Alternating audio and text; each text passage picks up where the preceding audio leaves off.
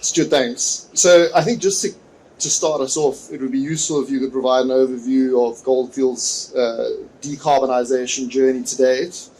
And I think noting for the audience and those who may not be aware that Goldfields has substantial operations, I think, across 4 major territories. So you've got, I think, 9 operating mines, 1 in development, 4 in Australia, 1 in South Africa, a couple in the Americas.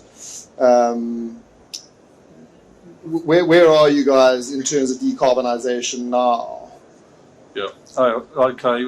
Goldfields is actually, I think, one of the early leaders in this. We started a journey on decarbonisation and conversations around this way back in 2016, and even back as far as 2012 when we started talking about sustainability and especially energy solutions for our mines. So since 2016, we've been on a journey on big commitments through the Paris Agreement. We're actually aligned with that.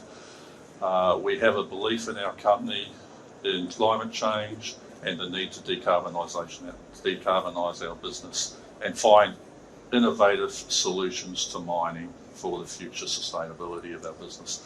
And that's where we are. And what we have done is we've managed to show belief in that by actually doing some big projects on the ground and delivering early. And that's been a great motivator for our people and attracting people to our company as well, because people want to work for companies that are looking to do innovative things that are actually going to be the right thing for the planet as well. And so, Stuart, I think if you could give like a little bit of an overview of what are the kind of microgrid or renewable solutions that you have at various of your sites across those territories. So obviously we're here to talk about Agnew, that'll be a focus of the discussion. But I think Goldfields' decarbonisation strategy and track record is broader than that, and you've done quite a bit in different jurisdictions today. So maybe just an overview of what that looks like. Okay, so in the Australia region, we actually have a renewable energy solution in place at Agnew. We'll go into more detail on that shortly. That's wind and solar. We also have committed solar at Granny Smith mine in Australia, and at Gruyere, which is in joint venture with Gold Road, we have already got a solar install, and we have plans for greater expansion there. And at St Ives, we are very close to approving a project there within the next few months, which will be of a scale which will more fall others. Overseas, we have already committed major solar project at South Africa, at South Deep Mine, and we have looking at renewable solutions in Ghana as well. That's a little bit more challenging from a renewables perspective. They don't have the wind, they don't have the solar intensity. It's quite humid in the atmosphere, but looking at solutions there as well. We already have a clean energy solution at Solaris Norte, our new project down in South America. And so, Stuart, you mentioned, I think some of the earlier iterations tend to be solar, either mainly or exclusively in terms of the microgrid. But Agnew has wind, I know, and you said St Ives, which is a project which you're looking to greenlight, will also have wind. I was interested, from a Goldfields perspective, is there a view, is wind a more difficult technology to deploy? I know feasibility can be a little bit more challenging, but obviously getting the sort of complementary effects of solar and wind is a win if you can do it. Is that your sort of focus going forward, that you want to do that? Well, I think what we found is, especially in the areas that we operate in Australia region, out west, out in the Goldfields region, it's actually quite breezy out there. So we actually get the great benefit of solar, but the real game changer has been the wind technology. That really moves the dial on efficiency of renewable energy. And the Agnew case in point is that came at a time when we actually had a long-standing energy agreement in place. There was nothing wrong with that agreement with the people that were providing the power, It just came at a time that we felt it's time to go it alone ourselves, try something innovative, because we would probably have had to invest in major infrastructure upgrades like power lines and all sorts of stuff. And so we felt, let's do something innovative, and we came up with a renewable solution. And we worked with a partner in EDL, who I think James Harmon's in the audience here. That was a great partner to work with, and they essentially put the technology in and built the project for us. And that was a fairly seamless exercise, and it gave us the confidence to go forward with a lot more renewables projects. And Stuart, I think we had discussed it just in the lead up to today, but in terms of the sort of the technicals, well, not the technical specifications, but just in terms of capacity, what are these microgrids satisfying in terms of the energy requirements of the mines? And I think you had mentioned that what they don't do is then picked up through gas for your Australian operations, and it varies from jurisdiction to jurisdiction.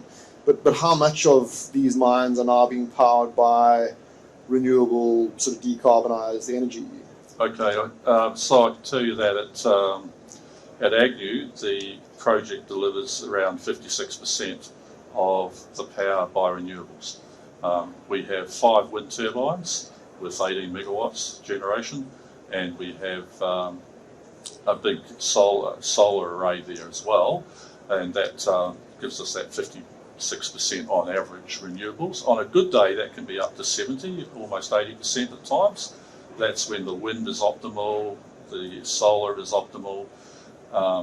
You can get there for moments in time, but it averages around that 56%.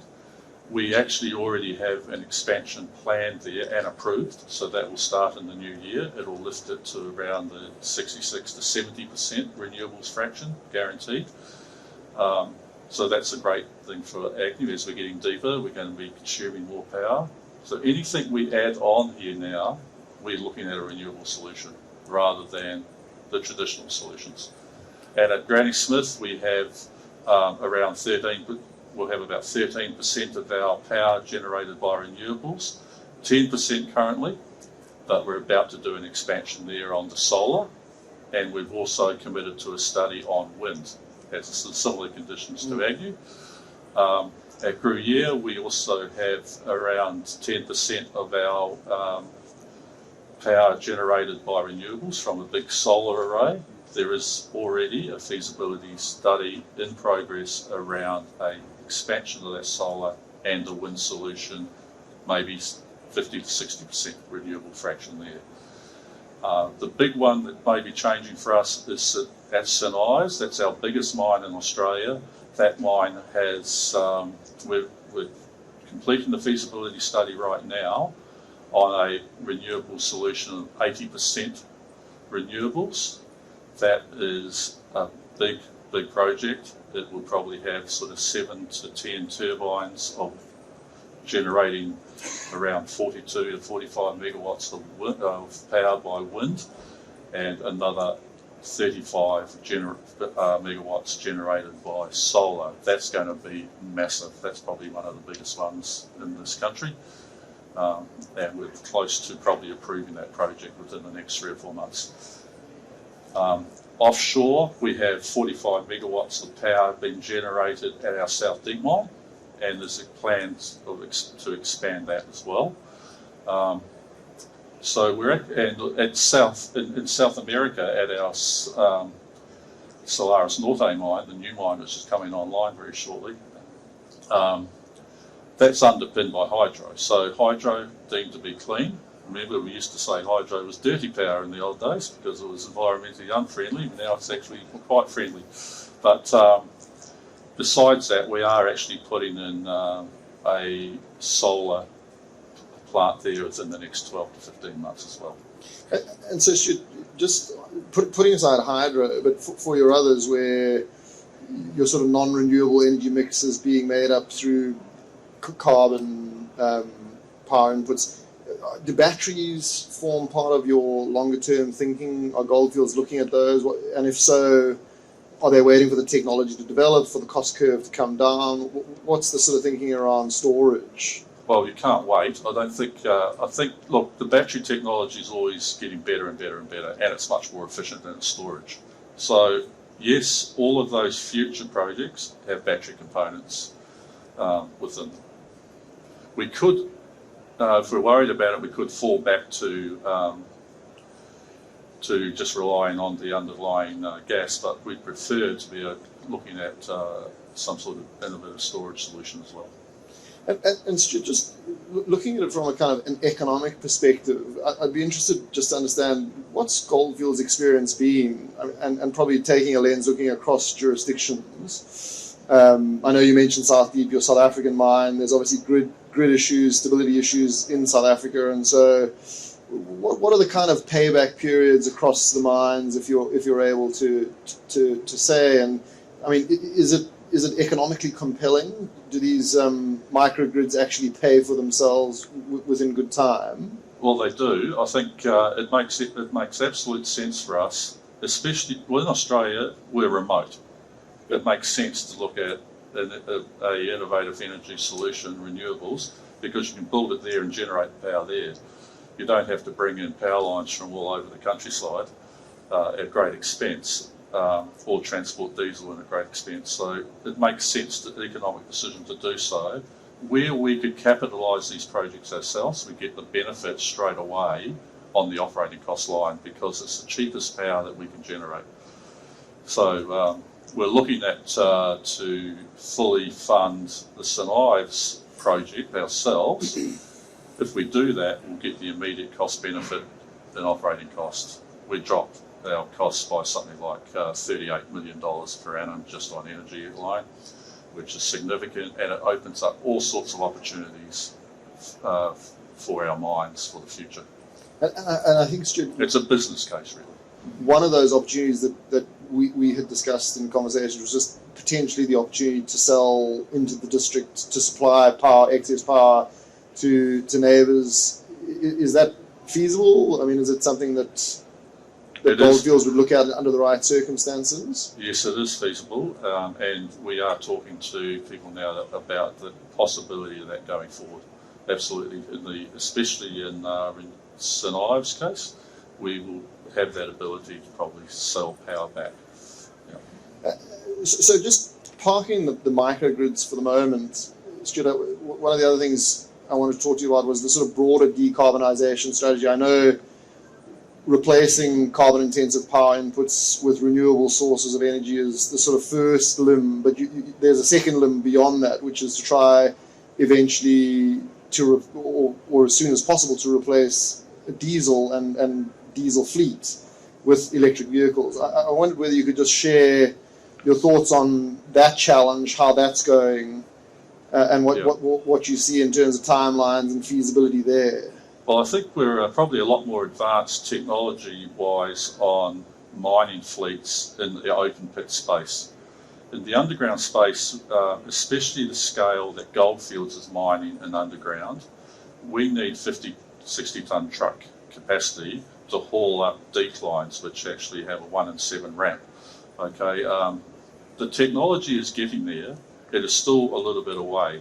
The OEMs are definitely working on this, and each year we're getting a better trucking option, better loader options for underground mining.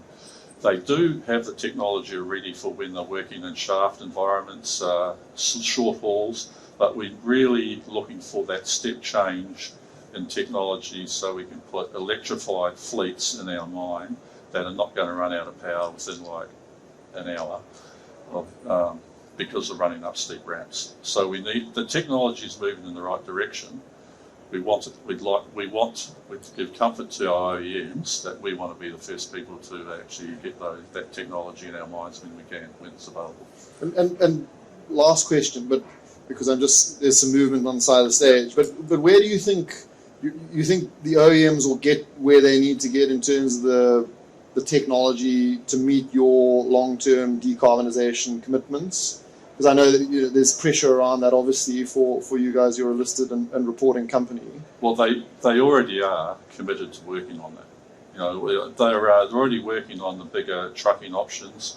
to satisfy those mines that actually have to haul up declines, for instance, not run shafts. I think the technology is probably already there on the shaft options because they're running on the flat. So that's important.